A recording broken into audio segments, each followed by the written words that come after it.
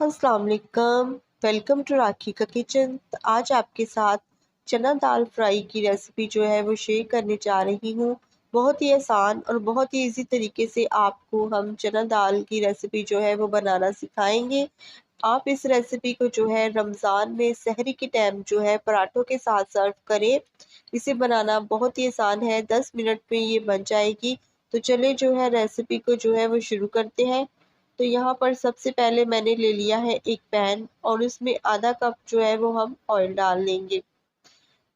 Oil जब थोड़ा सा गर्म हो जाए तो हम इसमें हाफ टी स्पून जो है वो सफ़ेद ज़ीरा डाल देंगे। ज़ीरे को हमने थोड़ा सा 2 से 3 मिनट के लिए भून लेना है। ज़ीरा हमने भून लिया है। अब इसमें एक चॉप की हुई प्याज जो है वो शामिल कर देंगे और इसे भी हमने 3 से 4 मिनट के लिए जो है कलर चेंज होने तक भून लेना है।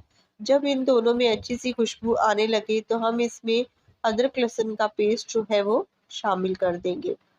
अदरक लहसुन का पेस्ट जो है वो हमने शामिल कर दिया है। अब हम इसमें 2 टेबलस्पून टमाटर की प्यूरी जो है वो शामिल कर देंगे और मसालों को अच्छे से जो है वो भून लेंगे। अब इसमें जो है 1 टीस्पून हम नमक डाल देंगे, 1 टीस्पून हम लाल मिर्च का पाउडर शामिल कर देंगे, हाफ टी स्पून हल्दी शामिल कर देंगे, 1/4 जो है वो इसमें मैं पेपरिका डालूंगी। इससे कलर बहुत ही अच्छा आएगा दाल का।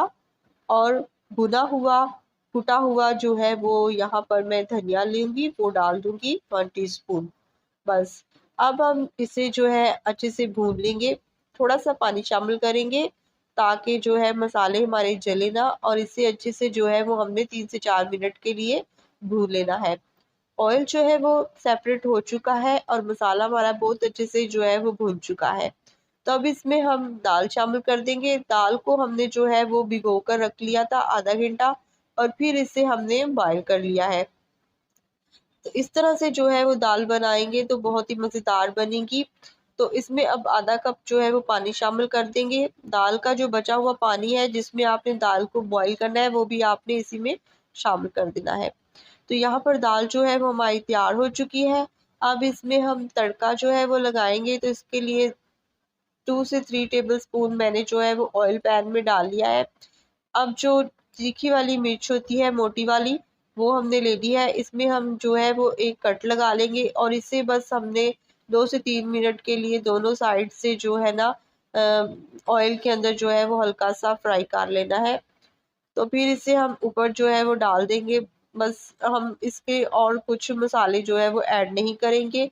तो ये हरी मिर्च से जो है ना इसके अंदर बहुत ही एक अच्छा सा फ्लेवर आएगा, और जब हम इस तरह से तड़का लगाकर डालते हैं ना तो एक बहुत ही अलग सी खुशबू और एक फ्लेवर आ जाता है दाल में। तो यहाँ पर दाल हमारी तैयार हो चुकी है और बहुत ही इजी तरीके से मैंने आपको बताई है। उम्मीद है आपको मेरी ये रेसिपी जो है वो पसंद आई होगी। आप इस रेसिपी को ज़रूर ट्राई करें और मुझे अपनी दुआओं में याद रखें। रेसिपी अगर अच्छी लगी हो तो चैनल को जो है सब्सक्राइब कर दें, वीडियो को लाइक कर दें, शेयर कर दें। अपना ख्याल रखें, अपनों का ख्याल रखें। चलती हूँ, खुदा हाफिज़।